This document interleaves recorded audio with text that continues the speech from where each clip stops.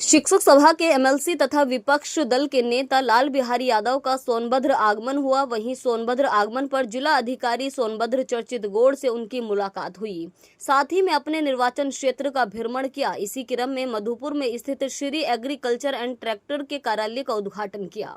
इसी दौरान उन्होंने प्रेस कॉन्फ्रेंस पर अपनी बात रखी। इसी दौरान शिक्षा सभा के एमएलसी तथा विपक्षी दल के नेता लाल बिहारी यादव, जिला पंचायत सदस्य प्रतिनिधि मधुपुर अजीत कुमार, पूर्व जिला पंचायत सदस्य श्री नारायण कुशवाहा, ग्राम प्रधान श्री प्रतिनिधि नवीन कुमार मौर्य, पूर्व प्रधान उमेश कुमार पाल, राजेश राम किशोर, जयसिंह मौर्य, विवेक कुमार, निरंजन पाल सिंह सहित बड़ी संख्या में लोग उपस्थित रहे। देखिए हमारी खास और विशेष रिपोर्ट। अच्छा, केरल में जो बीजेपी की हार हुई है, इस पे क्या कहेंगे आप? देखिए, केरल हमारे देश का सबसे साक्षर पढ़ा लिखा प्रदेश है। वहाँ के लोग बीजेपी को तर्क के आधार पर बिल्कुल नहीं मानते, जो है वो झूठ और छलावा को पकड़ लेते हैं। हमारा उत्तर प्रदेश, बिहार और इधर के जो प्रदेश हैं, इसमें साक्षर और अनपढ़ की संख्या ज्यादा है और यहाँ पर जो है झूठ पाखंड को जो है लोग पकड़ नहीं पा रहे हैं। इसीलिए जो है इधर जो है भारतीय जनता पार्टी जो है जो शिक्षा व्यवस्था को भी ध्वस्त कर रही है और चाहती है कि प्रदेश और देश में अनपढ़ और साक्षर लोग ज्यादा रहें, ताकि हमें जो है सत्ता करने में आसानी हो। पढ़ लिख लेंगे लोग तो केरल की तरह जो है हमें नहीं स्वीकार करेंगे। उसका उदाहरण केरल है। 2027 के चुनाव को लेकर क्या रणनीति आप लोग बना रहे हैं? देखिए, 2027 का चुनाव जो है भारतीय जनता पार्टी और समाजवादी पार्टी के बीच में आमने सामने मुकाबले का होगा। कोई दल जो है इसमें जो है कहीं दिखाई भी नहीं देगा। जो है जो सेकुलर लोग हैं वह एक तरफ रहेंगे और जो सांप्रदायिक लोग हैं वो दूसरी तरफ रहेंगे। सेकुलर और नॉन सेकुलर के बीच में संघर्ष होगा जो है। और समाजवादी पार्टी एक सेकुलर पार्टी है, भारत के संविधान को मानने वाली पार्टी है। बाबा साहब भीमराव अंबेडकर ने जो संविधान की संरचना की तो उसमें धर्मनिरपेक्ष हमारा संविधान बनाया, सेकुलर संविधान बनाया है। इसलिए हम लोग संविधान के पक्षधर हैं और भारतीय जनता पार्टी संविधान के विपक्ष में। इस बिंदुओं पर जो है महंगाई, बेरोजगारी, भ्रष्टाचार, इन तमाम बिंदुओं पर जो है चुनाव होंगे।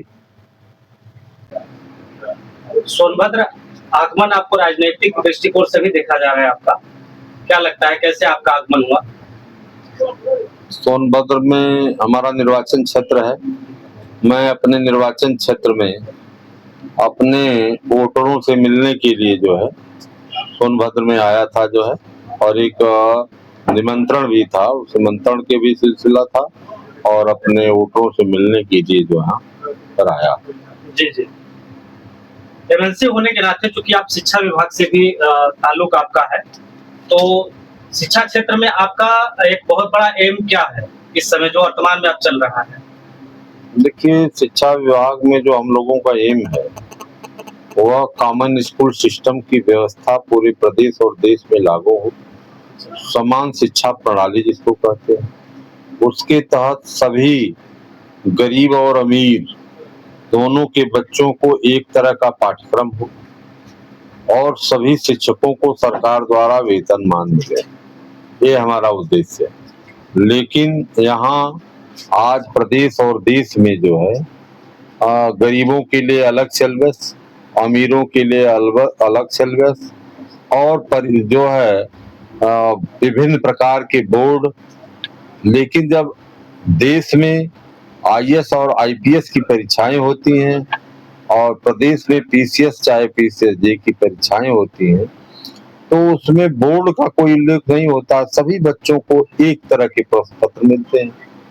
विभिन्न प्रकार की जो है हमारी जो है बोर्ड की व्यवस्था है जो है, जो 66 में डॉक्टर राम मनोहर लोहिया जी ने देश की पार्लियामेंट में कहा था कि मंत्री हो या हो दरबान, शिक्षा होगी एक समान। उन्हीं के सिद्धांतों पर हम लोग चलना चाहते हैं शिक्षा के क्षेत्र में। अच्छा, बंगाल में जो बीजेपी जीती है, बीजेपी कह रही है कि ये ऐतिहासिक जीत है, लेकिन वहीं विपक्ष जो आपकी पार्टी है वो कह रही है कि नहीं, ये रणनीति के तहत जीत हुई है। क्या लगता है आपको? ये तो सरकारी मशीनरी का दुरुपयोग किया गया है, कोई वोट की जीत नहीं है। अच्छा, अच्छा। हाँ, अच्छा, उस पे एक चीज़ और हम कहेंगे, बीजेपी बोलती है कि नहीं, महिला सम्मान के लिए हम आगे आ रहे हैं। लेकिन वहीं पे मुख्यमंत्री जो हैं ममता बनर्जी, उनके लिए रवि किशन जी बोले हैं कि पिछवाड़ा उनका मार के लाल कर दीजिएगा। क्या लगता है, शोभनीय चीज़ें हैं? देखिए बीजेपी कहती जो है उसका उल्टा काम करती है। बीजेपी कहती है कि हम महिलाओं का सम्मान करना चाहते हैं और वोट की लालच में अनुसूचित जनजाति की महिला होने के नाते महामहिम द्रौपदी मुर्मू को देश का राष्ट्रपति बना दिया गया। लेकिन वहीं पर महिला के को और अनुसूचित जनजाति का होने के नाते जब देश की नई लोकसभा का उद्घाटन का सवाल आया तो वहां पर उनको निमंत्रण भी नहीं दिया गया। यह अनुसूचित जाति की है और महिला है, तो इनका कहाँ से जो है सम्मान ये महिलाओं का कर रहे हैं। महिलाओं का सम्मान हमारे पूर्वजों ने भी किया। हम लोग पहले सीताराम सीताराम कहते थे और सीताराम शुभ में कहा जाता था। और जब भगवान राम का मंदिर ये बनाए जो है अयोध्या में, तो सीता जी का मूर्ति साथ सटी होती थी, तो उस सीता जी की मूर्ति को भी इन लोगों ने दूर हटा दिया जो है, केवल भगवान राम की मूर्ति लगाया। और राम राम कब कहते हैं, जब विदाई होने की होती है, आदमी की अंतिम क्रिया होती है जो है, तब राम राम लोग कहते हैं। तो भाई ये तो अब अंतिम विदाई की तरफ है जो है, इसलिए अब केवल राम राम कर रहे हैं और हम लोग सीताराम सीताराम शुरू से कहते चले आए हैं। तो ये कहीं से भी जो है महिलाओं के जो है पक्षधर नहीं रहे। इनके नेताओं की महिलाएं जो है घरों में सिसक रही हैं जो है, इनके ये महिलाओं का कहाँ सम्मान कर रहे हैं, केवल ये ढोंग पीट रहे हैं। ढोंग पीट करके जो है छलवा दे करके जिस तरह से देश में प्रदेश में राज कर रहे हैं, उसी छलावा को आगे बढ़ाने का प्रयास कर रहे हैं। 2 करोड़ नौकरी की इनके पता नहीं, हर गरीब के खाते में 15 लाख रुपए का इनका कोई पता नहीं जो है कहाँ चला गया जो है।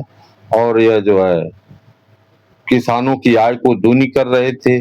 किसान जो है तबाह और परेशान है, यथावत अपनी स्थिति में है। तो इनका सब छलावा चल रहा है, लेकिन हमारी देश की भोली भाली जनता पकड़ नहीं पा रही है इनको जो।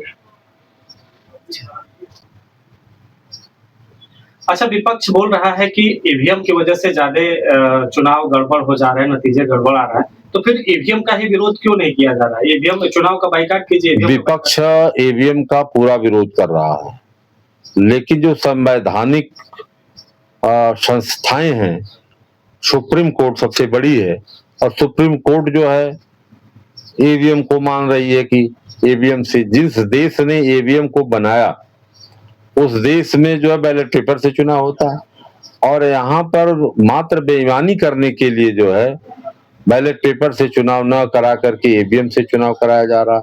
अगर सरकार अगर मजबूत होती लोकतंत्र में और लोगों की बात को मानती और जनता में उसकी लोकप्रियता होती, तो सारा विपक्ष कह रहा है कि बैलेट पेपर से चुनाव कराया जाए, तो यह जो है सत्ताधारी दल को बैलेट पेपर से चुनाव करा करके अपनी लोकप्रियता को साबित करना चाहिए।